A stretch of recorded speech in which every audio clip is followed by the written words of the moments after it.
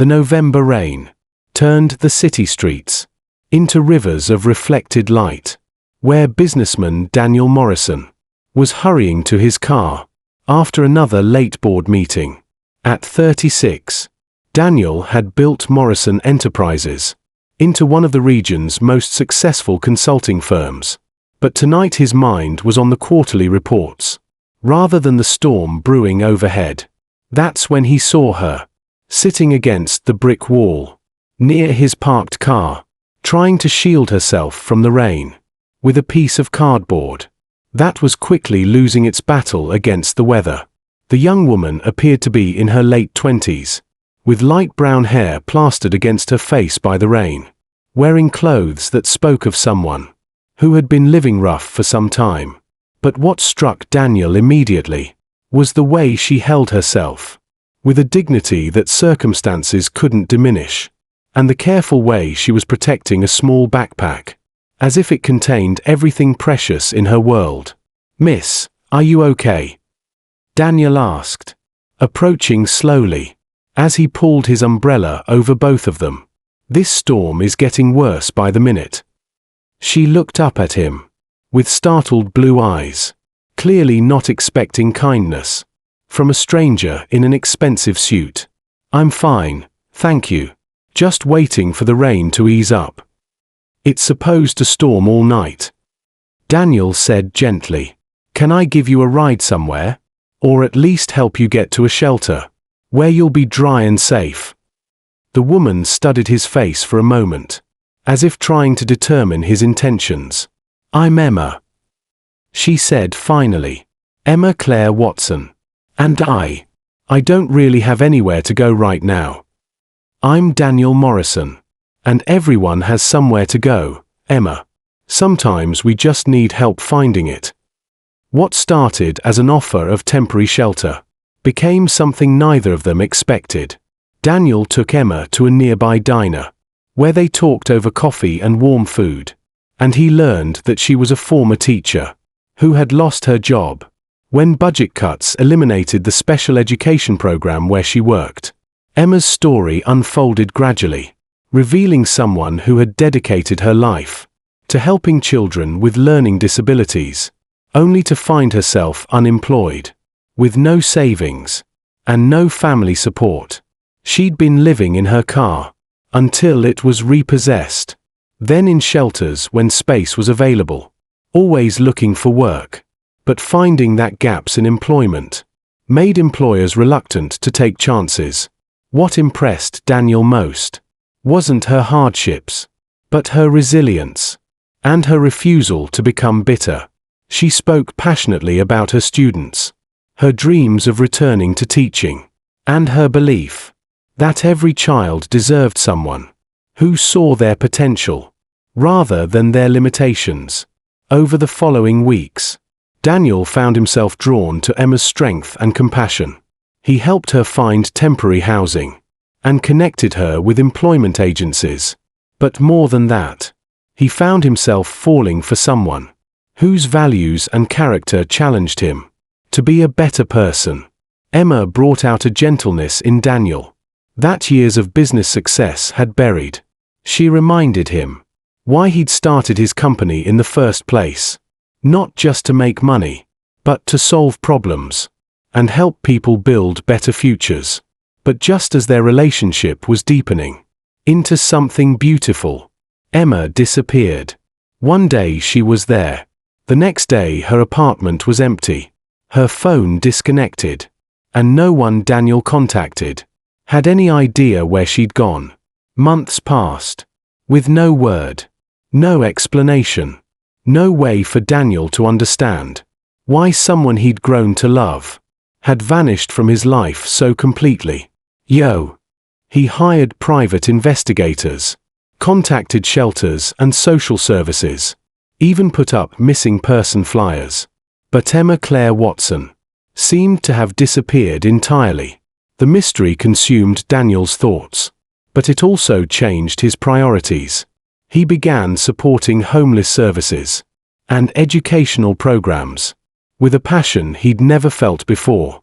Emma had opened his eyes to struggles he'd never understood, and he couldn't return to ignoring them, just because she was gone. 8 months after Emma's disappearance, Daniel received an invitation that would provide answers he'd stopped hoping to find. The State Department of Education was hosting an awards ceremony to honor teachers who had made exceptional contributions to special education, and Morrison Enterprises was being recognized for their new scholarship program supporting educators in underserved communities. Daniel attended the ceremony with mixed feelings, proud of the work his company was doing, but still carrying the pain of Emma's absence. He was accepting his award when the evening's keynote speaker was introduced. Ladies and gentlemen, please welcome this year's Special Education Teacher of the Year, Ms. Emma Claire Watson. Daniel's breath caught as Emma walked onto the stage, transformed but unmistakably the same woman who had sat in the rain beside his car. She wore a professional blue dress. Her hair was styled elegantly, and she moved with the confidence of someone who had found her place in the world again. But when their eyes met, across the crowded auditorium, Daniel saw the same intelligence, the same compassion, and the same strength that had captured his heart months earlier. Emma's speech was powerful and moving, describing her work with special needs children in rural communities, and the importance of never giving up on students that others might consider unteachable. She spoke about resilience, second chances, and the transformative power of education. 8 months ago, Emma said, her gaze finding Daniel in the audience, I was experiencing homelessness and had given up hope of ever returning to the classroom. During that time, I met someone who reminded me that kindness exists in unexpected places, and that sometimes we find our strength through other people's faith in us. After the ceremony, Daniel approached Emma with his heart racing and questions he'd carried for months. Emma, I've been looking for you everywhere. What happened? Why did you leave without saying goodbye? Emma's eyes filled with tears as she explained, I got a call that my younger sister had been in a car accident in Oregon. She was badly injured and had no one else. I had to choose between staying here with you or going to take care of the only family I had left. You could have told me. Daniel said gently, I would have understood. I would have helped. I was afraid. Emma admitted, afraid that asking for help with my family crisis would make me seem like I was using you, afraid that you'd think I was just another person looking for a handout. I needed to handle this on my own, to prove to myself that I could take care of the people I love. Daniel took her hands carefully. And your sister? She's recovering well. The insurance settlement from her accident gave us enough money for me to go back to school, finish my certification, and start over.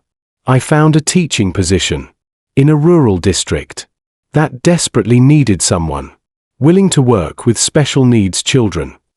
I'm so proud of you, Daniel said with genuine admiration. You rebuilt your entire life while caring for your sister.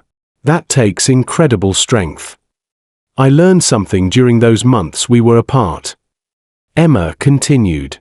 I realized that what we had was real, built on respect and genuine caring, not on my circumstances or your ability to help me.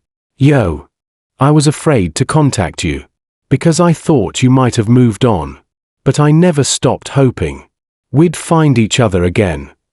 2 years later, when education journals featured the innovative partnership between Morrison Enterprises and rural special education programs, they focused on groundbreaking approaches to supporting teachers and students in underserved communities.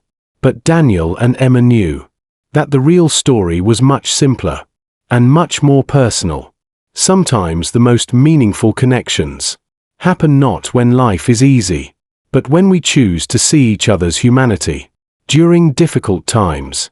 And sometimes love has to be tested by separation and sacrifice before we can fully understand its strength. Emma and Daniel's relationship grew into a partnership built on mutual respect, shared values, and the understanding that true love supports each other's growth and responsibilities, even when that support requires temporary sacrifice. Their story became a reminder that everyone deserves dignity, regardless of their circumstances, that family obligations sometimes require difficult choices, and that the strongest relationships are those that can survive both hardship and success, while remaining rooted in genuine care for each other's well-being and dreams. Yo!